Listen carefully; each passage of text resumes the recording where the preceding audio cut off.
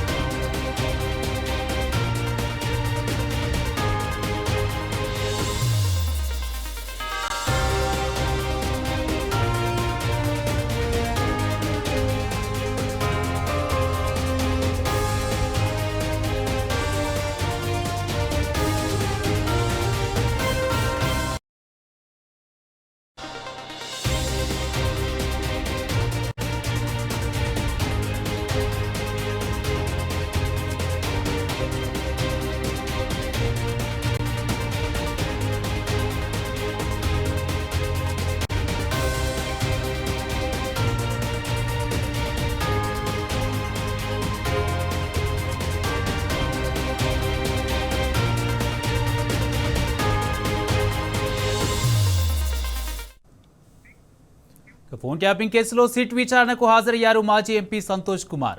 సరిగ్గా 3 గంటలకు ఆయన సిట్ కార్యాలయంలోకి వెళ్లారు. ఏ తప్పు చేయలేదని చట్టాన్ని గౌరవించే వ్యక్తులమని చెప్పారు సంతోష్ కుమార్. విచారణలో సిట్ అధికారులు అడిగే ప్రశ్నలకు సమాధానం చెప్తారన్నారు. ఇక 2 ఏళ్లుగా ఫోన్ ట్యాపింగ్ కేసు పేరుతో బీఆర్ఎస్ పై కక్ష సాధిస్తోంది రేవంత్ సర్కారు.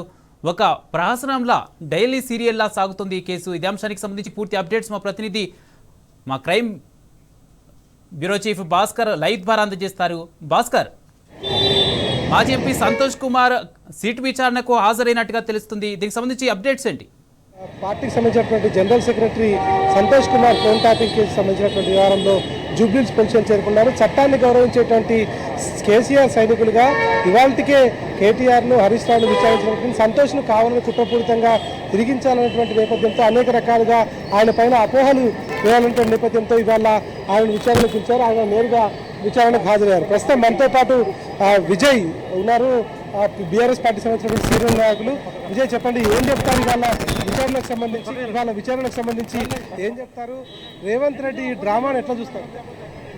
ముఖ్యమంత్రి రేవంత్ రెడ్డి గారు ఒక పైశాచిక ఆనందం పొందడం కోసం ఈ రకమైనటువంటి ఈ యొక్క వేధింపులతో, సిట్లతో, కమిషన్లతో విచారణలు అని చెప్పేసి మొన్న 19వ తారీఖు రోజున మా పార్టీ ఉపనాయకుడు హరీష్ రావు గారు ఈ యొక్క 9 కోల్ బ్లాక్ సంబంధించినటువంటి అవినీతి అక్రమాల టెండర్లు జరిగిన దాని మీద ఏదైతే విచారణ పేరు ఏదైతే ప్రెస్ మీట్ పెట్టిండో, ప్రెస్ మీట్ పెట్టిన గంటల్లోపే ఈ సిట్ నోటీస్ ఇవ్వడము, అదేవిధంగా కేటీఆర్ గారికి ఇవ్వడము.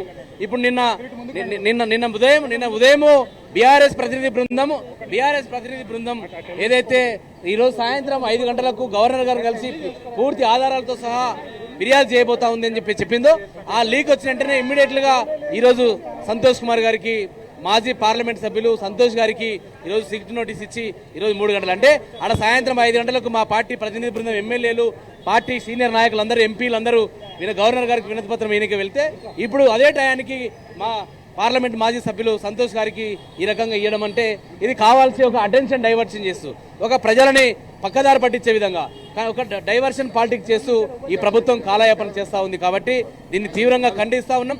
మీరు రేవంత్ రెడ్డి గారు ఎన్ని కుట్రలు చేసినా, ఎన్ని డైవర్ట్ చేసినా, ప్రజల దృష్టిని మరల్చే ప్రయత్నం చేసినా ఎట్టి పరిస్థితుల్లో బీఆర్ఎస్ పార్టీ సైనికులుగా, కేసీఆర్ గారి సైనికులుగా మేము డైవర్ట్ కాము. ఖచ్చితంగా నీ యొక్క హామీలను అమలు చేసే వరకు నీకు ఏదైతే కోల్ మైన్లో ఏదైతే అవినీతి జరిగిందో ఆ అవినీతి పక్కదారి ఈ ఆరోపణలు వస్తూ ఉన్నాయి కాబట్టి పక్కదారి పట్టించేటువంటి ప్రయత్నం చేస్తూ ఉన్నాడు కాబట్టి ఎట్టి పరిస్థితుల్లో నీ యొక్క ట్రాప్లో పడేది బీఆర్ఎస్ పార్టీ ఖచ్చితంగా ప్రజల పక్షాన పోరాటం చేస్తుంది. మీరు ఇచ్చినటువంటి ఆరు గ్యారంటీలు 420 హామీలను అమలు చేసే వరకు ఖచ్చితంగా నీ ప్రభుత్వం మెడలు వంచే వరకు మేము నీ ప్రభుత్వం మీద ఉద్యమం చేస్తాం. రేపు ఇవాళ సాయంత్రం ఒక అర్ధ గంటలో మున్సిపల్ ఎన్నికల నోటిఫికేషన్ వస్తూ ఉంది. ఒకవైపు ఈ రకమైనటువంటి కుట్రలతోనో ఈ రకమైనటువంటి సిట్ నోటీసులతోనో వేధింపులతోనో నువ్వు బీఆర్ఎస్ పార్టీని మున్సిపల్ ఎన్నికల్లో నువ్వేదో కట్టడి చేయాలనే ప్రయత్నం చేస్తే ఎవరు భయపడే పరిస్థితి లేదు. ఖచ్చితంగా తెలంగాణ సమాజం తెలంగాణ ప్రజలందరూ కూడా నీ యొక్క 2 సంవత్సరాల పాలనలో విసిగి వేసారిపోయినారు. ఖచ్చితంగా బీఆర్ఎస్ పార్టీకి పెద్ద ఎత్తున మా స్థానిక మున్సిపల్ ఎన్నికల్లో పట్టం కట్టబోతా ఉన్నారు. కాబట్టి నీ యొక్క తాటాకు చెప్పులకు భయపడేది లేదు. కేటీఆర్ గారి మీద, హరీష్ రావు గారి మీద, సంతోష్ రావు గారి మీద ఈ రకం మీద అవసరం మేము అందరం ఊహించాం. రోజు ఒక సీరియల్స్ లాగా, ఒక వెబ్ సిరీస్ లాగా ఒక నడిపిస్తూ ఉంది ఈ ప్రభుత్వం. ఎన్ని రోజులు ఈ యొక్క వెబ్ సిరీస్ నడిపిస్తూ ఉన్నారు. ఎపిసోడ్లు వచ్చినట్టు ఈరోజు విడతల వారీగా మా నాయకుల పెద్ద నాయకులకు ఈ రకంగా సిట్ నోటీసులు ఇచ్చి మీరు చేస్తే అమెరికాలో ఉండి ఒక సునకానందం పొందడం ఖచ్చితంగా కడిగిన ముత్యంలాగా మా పార్టీ ఎక్కడ కూడా ఏ రకమైనటువంటి అనైతిక చర్యలు పాల్పడలేదు. కడిగిన ముత్యంలాగా మా నాయకులు బయటకు వస్తారు. మీరు మా పార్టీ మంత్రులకు ఆ రోజునటువంటి మంత్రులు కేటీఆర్ గారు, అదేవిధంగా హరీష్ రావు గారు, అదేవిధంగా సంతోష్ రావు గారు, వీరు పార్లమెంట్ సభ్యులు ఫోన్ ట్యాప్తో సంబంధం లేనటువంటి ఈ నాయకులని పిలిపించి ఈ రకంగా మీరు గంటల తరబడి వారిని నీ పోలీస్ స్టేషన్లో కూర్చోబెట్టినంత మాత్రాన నువ్వు ఏదో సాధించినాడు కాదు.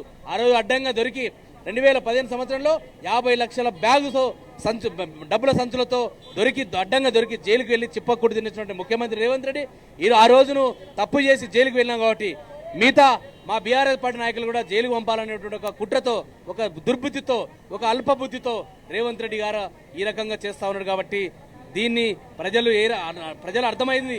2 సంవత్సరాలు అయింది. ఏం చేస్తున్నారు రేవంత్ రెడ్డి గారు? ఒక దాని మీద 2 సిట్లు వేసినటువంటి చరిత్ర నాకు తెలిసి ఈ స్వతంత్ర భారతదేశంలో ఏ రాష్ట్ర ప్రభుత్వం కూడా చేయలేదు, ఏ కేసులో కూడా చేయలేదు. ఒకే కేసు మీద 2 సిట్లు వేయడమైంది రేవంత్ రెడ్డి గారు. ఎన్ని రోజులు ఈ యొక్క ధారావాహిక నడిపిస్తావు? ఎన్ని రోజులు ఈ యొక్క సీరియల్స్ నడిపిస్తావు? ఎన్ని రోజులు ఈ యొక్క వెబ్ సిరీస్ నడిపిస్తావు? ఖచ్చితంగా నీ ప్రభుత్వంలో చేసినటువంటి అవినీతి అక్రమాలు పీకల్లో కూరుకుపోయింది. కాబట్టి 9 బ్లాక్తో పాటు మిగతా అక్రమాలు జరిగిన అన్ని బొగ్గు గనుల టెండర్లను రద్దు చేసే వరకు నీ ప్రభుత్వం మెడలు వంచామని చెప్పేసి ఈ సందర్భంగా ఈ ప్రభుత్వానికి హెచ్చరిక చేస్తా ఉన్నాం. మొత్తంగా ఇవాళ రాజకీయ కుట్ర కోణంలో భాగంగానే నోటీసులు సర్వ్ చేస్తారు. కానీ చట్టం మీద గౌరవం ఉన్నటువంటి కేసీఆర్ నాయకుడిగా, సైనికులుగా వాళ్ళంతా కూడా వాళ్ళ గౌరవంతో రావడం జరిగింది. నోటీసులు తీసుకున్నటువంటి నేపథ్యంలో 160 CRPC కింద ఇచ్చినటువంటి నోటీసులను గౌరవిస్తూ విచారణకు హాజరయ్యారు. విచారణ సందర్భంగా తమ నోటీసులో ఉన్నటువంటి అన్ని విషయాలను చెప్తామని చెప్పారు. తర్వాత దీని విచారణ తర్వాత దాదాపు 3 గంటల నుంచి 4 గంటల పాటు విచారణ కొనసాగే అవకాశం కనిపిస్తూ ఉంది.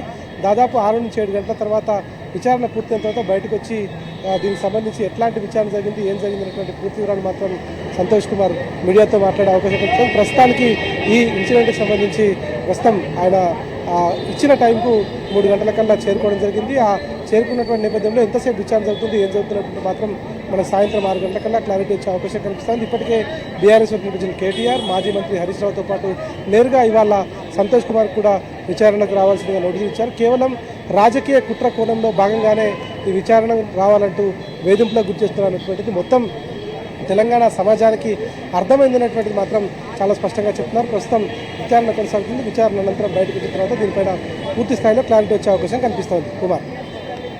Right, thank you Bhaskar.